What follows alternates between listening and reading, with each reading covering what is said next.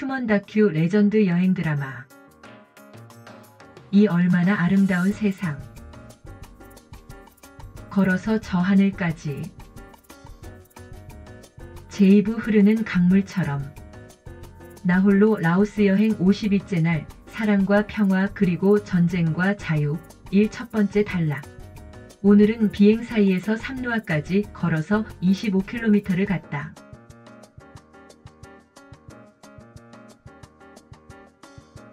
모두가 스치는 인연일 뿐인데 잠깐이라도 그 놈의 정이 무엇인지 아리하기만 했던 며칠 속에서 따스한 온천수에 시원한 맥주, 그리고 안락한 자동차의 배려까지 간밤에는 인간에 흠뻑 젖어 행복하고 여유롭게 편히 쉴 수 있었다. 그래서인지 비행 사이의 아침은 더욱 신선하고 상쾌하기만 했다. 아침 식사는 간단히 향기로운 라오스 믹스커피 한 잔으로 대신하고 꼭 들려보고 싶었던 곳을 향해 잠시 산책을 하는 기분으로 나서면서 비행 사이에 요모조모를 둘러보고 있었다.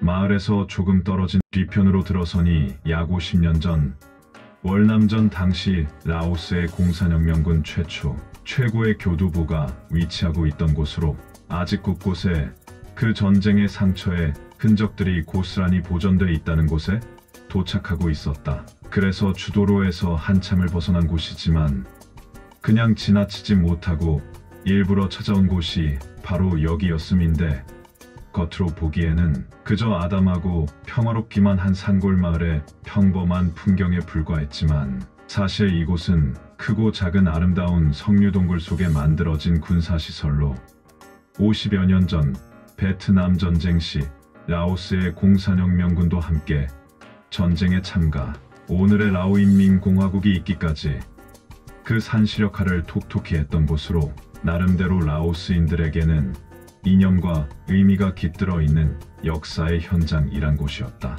역시 상상했던 거와는 달리 주변에서부터 심상치가 않았는데, 특수부대 야전 장교의 경험으로 볼 때 해발 2000m 이상의 험준한 줄령 위 첩첩 산중에 둘러싸여 산속 깊숙이 자리잡은 비행사이는 말 그대로 요새가 따로 없는 지형적 특성을 가지고 있었다. 특히 적의 직사화기와 지상군 투입이 그리 쉽지 않은 곳이 틀림없었다. 역시 당시 미군은 하루가 멀다 하고 대규모 공중 폭격을 퍼부었지만 천연 지형지물들이 철벽 요새와도 같은 이곳이었기에 큰 성과를 거두지 못했다고 알려졌다. 모름지기 아무리 전쟁에 대해 전문가가 아닌 전혀 전쟁 무례한이라 하여도 혁명군의 최고사령부가 위치하기에는 안성맞춤 이러는 생각이 들었는데, 그런 시설도 군대에 약간의 거리를 두고 비슷한 형태로 모두 6곳 정도가 만들어져 있었기에 지하와 지상의 대략적 규모와 형태가 최소한 1만 명 정도가 주둔하기 충분 4단급 이상으로 상상이 되고도 남음이었다. 현재는 그렇게 흩어져 있는 중심부에 관리사무소가 만들어져 있어 이곳에서 입장료를 내면 영어 등을 사용하는 안내원을 따라 당시 상황 등의 자세한 설명을 들으며 정해진 순서대로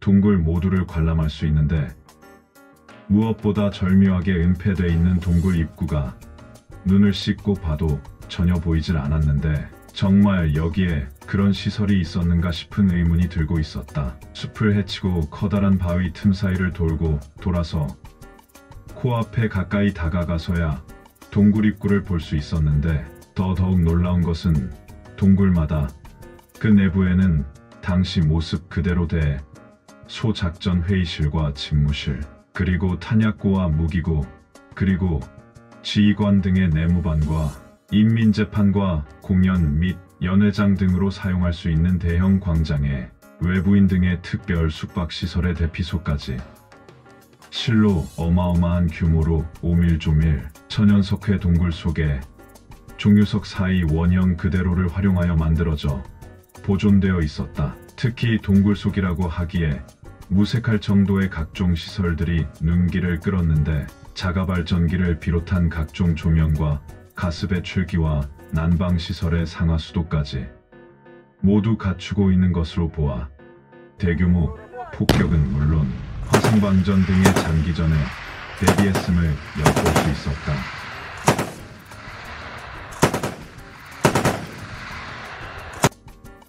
감사합니다. 다음 편에서 계속됩니다.